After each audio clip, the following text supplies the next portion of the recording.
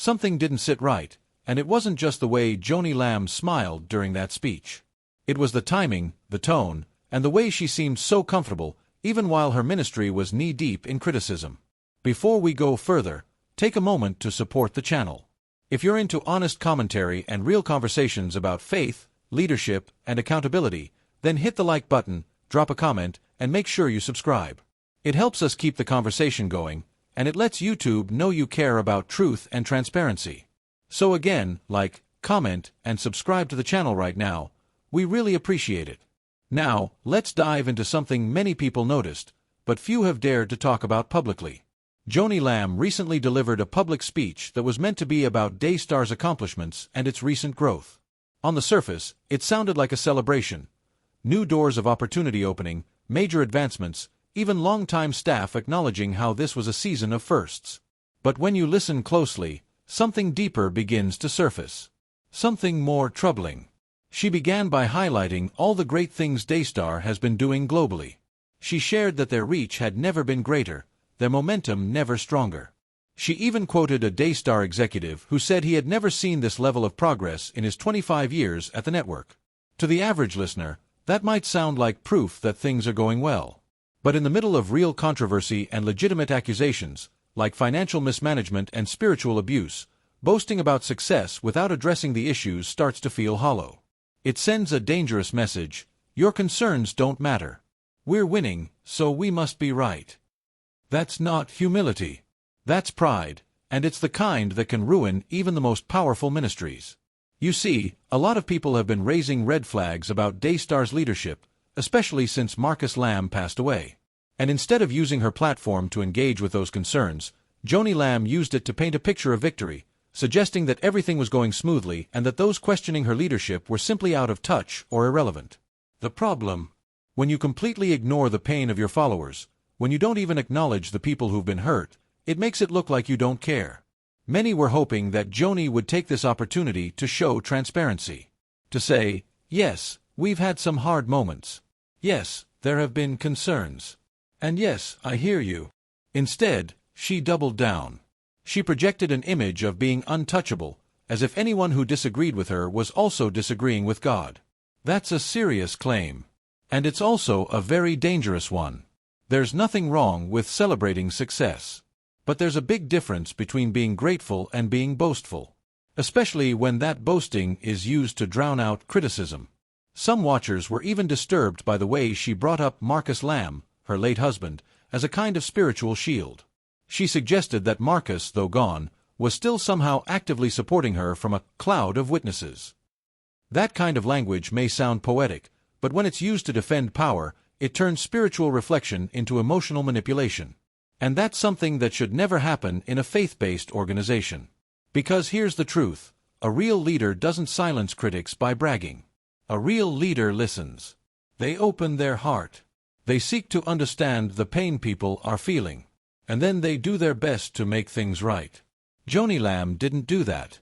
Instead, she used the moment to celebrate herself and the network's growth, which only widened the gap between her and those seeking answers. Think about it.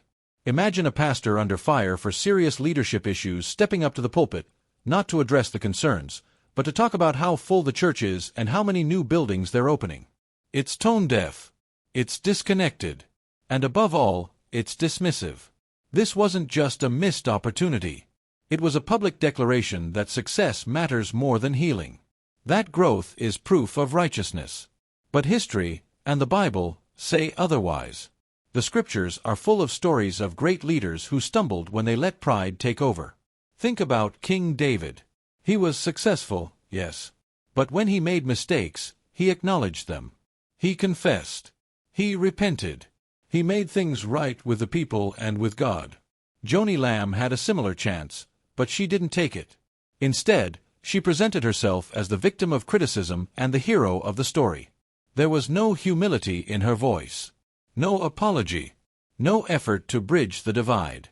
Just a confident, almost smug assurance that everything was fine and that God's favor was clearly still upon her. That's not how restoration works. Let's be honest. Ministries grow. Numbers increase. Doors open. But none of those things are proof that a leader is doing right by their people. Sometimes growth hides rot. And unless that rot is exposed and healed, everything built on top of it is at risk of collapsing.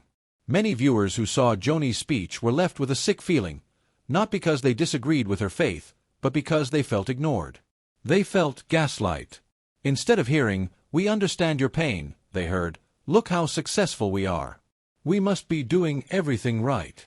And that kind of response is what creates spiritual trauma. If you're watching this and you've ever been in a church or ministry that brushed aside your concerns, you know exactly what that feels like. You try to raise a hand and say something's not right, and you're told to be quiet. Or worse, you're told that questioning leadership means you're questioning God. That's spiritual manipulation, and it has to stop. No ministry should be immune to criticism. No leader should be beyond correction. In fact, the best leaders welcome it. They understand that accountability isn't an attack, it's a gift. It helps them grow. It makes them better. But that only happens when the leader is humble enough to receive it. And sadly, Joanie Lamb's response did not reflect that kind of humility. It reflected a defensive posture, a tone of, "I'm doing just fine, thank you," while the building behind her slowly starts to shake. Some have argued that we're being too harsh. That maybe she just wanted to focus on something positive. That maybe she was tired of hearing all the complaints. And that's understandable. But leadership means doing the hard thing. It means choosing honesty over comfort. It means telling the truth even when it's uncomfortable. Because here's what happens when you don't. People leave. People walk away not just from the ministry, but from their faith. They get disillusioned. They feel betrayed. And they start to believe that God doesn't care, simply because his representatives didn't. That's why this matters. We're not just talking about a television network. We're talking about a ministry that reaches millions of people around the world. And if the leaders of that ministry can't humble themselves, can't admit mistakes, can't even acknowledge legitimate concerns, then it's not just a leadership crisis. It's a spiritual one. There's still time for Joanie Lamb to turn things around. She could choose to come forward, to address the financial concerns, to speak openly about the accusations of spiritual abuse and bullying. She could invite an independent review, bring in outside accountability, and rebuild trust with her audience. She could start fresh. But that only happens when ego is put aside, when pride is laid down, and when humility takes center stage. The Bible tells us again and again that pride goes before destruction. It warns us not to trust in our own strength or to place our confidence in success. Because success is fleeting. Numbers can lie. And applause doesn't mean you're doing the right thing. What matters most is integrity. What matters is compassion. And what matters is a willingness to be corrected. So we ask again, what will Joanie Lamb choose? Will she continue down the path of denial and deflection? Or will she step forward and say, "I hear you. I see you. And I'm willing to change"? The choice is hers. But the consequences will impact far more than just her reputation. They will shape the future of Daystar, its viewers, and its place in the world of Christian broadcasting. It's not too late to do the right thing. But time is running out. Let us close with a reminder that all of us, leaders, followers, believers, are called to walk humbly, love mercy, and act justly. If any of us stray from that, it's not failure that defines us. It's what we do next. And if Joanie Lamb truly wants to lead well, the next step must be taken in humility.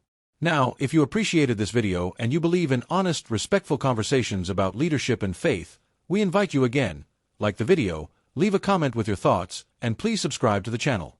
It keeps us going and lets others find this kind of content too. Thank you for watching. Let's keep hoping, keep praying, and keep standing for truth, no matter the cost.